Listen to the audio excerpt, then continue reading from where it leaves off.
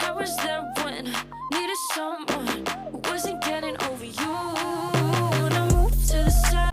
Buenas tardes compañeros, mi nombre es Valentín Vázquez Peña, formo parte del equipo 4, que está conformado por Diego Garnica Pérez, Valentina Rojas Tejas, Denise Abigail Vaquero Cerro, Ángel de Jesús López Olaiz, Iván Palma Martínez. Vamos a presentar el tema vivienda en México y el mundo junto con sus conceptos, sus factores y también sus consecuencias. I just got off the phone with the girl who loves you too. Said you're working on yourself, is she helping with that too? You gave her the time of day. You told her that. Las viviendas en México. Las viviendas son provisionales o precarias, también pueden ser denominadas como un territorio específico. Una vivienda es un espacio delimitado por paredes, techo de cualquier material. Se constituye para que las personas vivan ahí, duerman y se protejan del medio ambiente, además de proporcionarles intimidad y espacio para guardar sus pertenencias y el desarrollo de sus actividades cotidianas. Estos son uno de los principales activos que forman el patrimonio de las familias. En lo general se considera como incluso un ahorro e inversión para preservar sus recursos. Juegan un rol muy importante. En lo general se reconoce no solo para satisfacer necesidades básicas de protección y seguridad, sanidad y bienestar de la persona. La pobreza en México y en el mundo.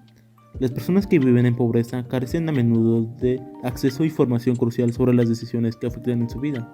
Esto reduce sus ingresos netos, detiene su acceso a servicios sociales y a las oportunidades de empleo y los exponen de una manera desproporcionada a la corrupción y a la explotación.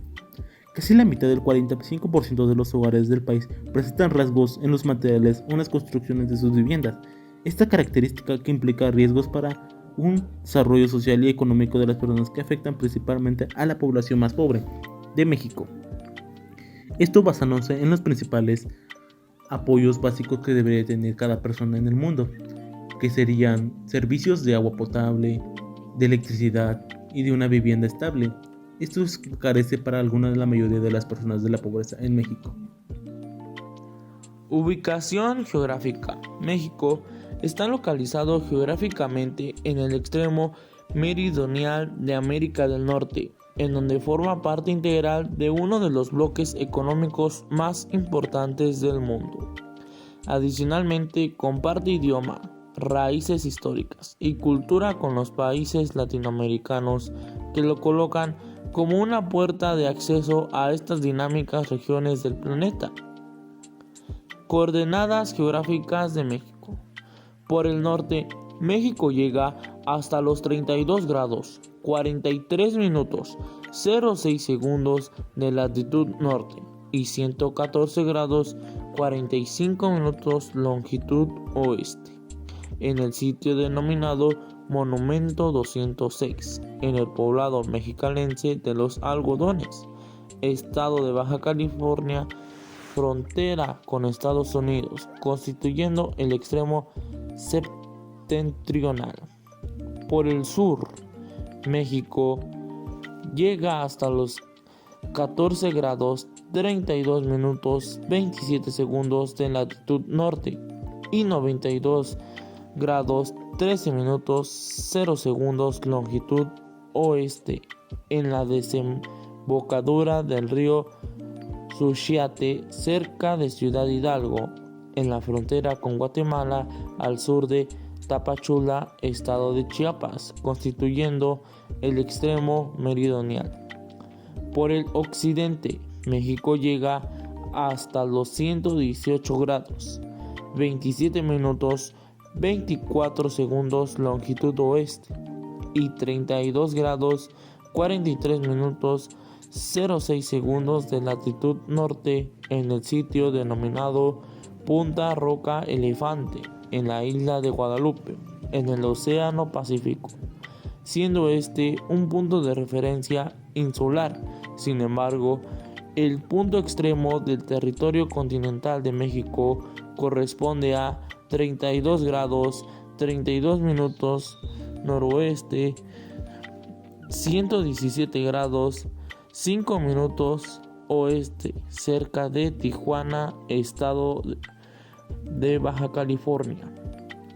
Por el oriente, México llega hasta los 86 grados 42 minutos 36 segundos longitud oeste y 21 grados 11 minutos de latitud norte en punta suroeste de la Isla Mujeres, estado Quintana Roo, en el Océano Atlántico, siendo este un punto de referencia insular. Sin embargo, el punto extremo del territorial continental corresponde a 21 grados 8 minutos noroeste. Los más pobres tienen muchas menores posibilidades de habitar un hogar digno debido a los frenos económicos, por sus bajos ingresos y la dificultad para acceder a servicios financieros.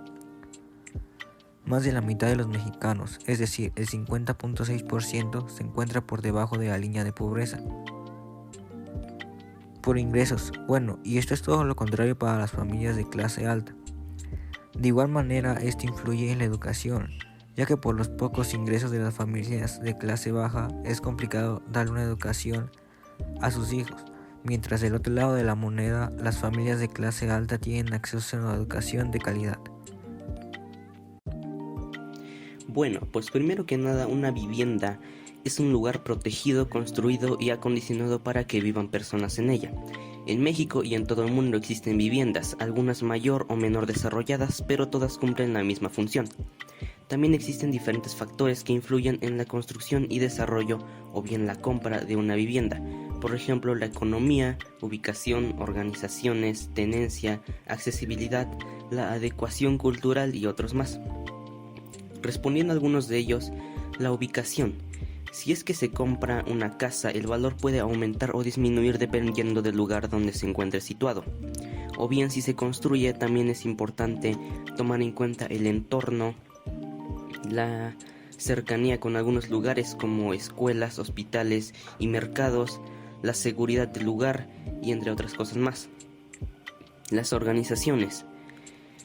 Si en el caso de que se sea una persona de bajos recursos, también se puede tomar en cuenta que hay organizaciones dedicadas al apoyo de las viviendas en México, como está el Infonavit, el Instituto de Fondo Nacional de la Vivienda para los Trabajadores, el FOBISTE, Fondo de la Vivienda del Instituto de Seguridad y Servicios Sociales de los Trabajadores del Estado, y el FONACOT, Instituto del Fondo Nacional para el Consumo de los Trabajadores. La tenencia. La tenencia de una vivienda es la forma en la que una persona o una familia ejerce posesión de un hogar. Sin este factor, una vivienda no sería adecuada en el ámbito legítimo. La accesibilidad. Se puede interpretar de distintas formas. La primera sería la accesibilidad económica, en el caso de que se quiera comprar el inmueble. O también se puede interpretar como la accesibilidad en forma de que cuenta con facilitadores y está libre de barreras arquitectónicas, lo cual permitiría que una persona con discapacidad pueda vivir en ella incluso sola, y por supuesto que cuente con los servicios básicos. El derecho a una vivienda adecuada es un derecho humano reconocido en la normativa internacional de los derechos humanos como elemento integrante del derecho a un nivel de vida adecuado. ONU Habitat estima que al menos 38.4% de la población de México habita en una vivienda no adecuada, en condiciones de hacimiento, hechas sin materiales duraderos o que carece de servicios mejorados de agua o saneamiento.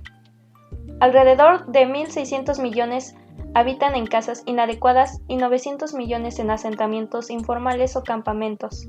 Esto ocurre tanto en países pobres como ricos. En cuanto a la habitabilidad, hay ciertos elementos que se deben cumplir para considerarse una vivienda adecuada. Uno de ellos es la seguridad de la tenencia. Esto consiste en las condiciones que garanticen a sus ocupantes protección jurídica contra el desalojo forzoso, el hostigamiento o entre otras amenazas.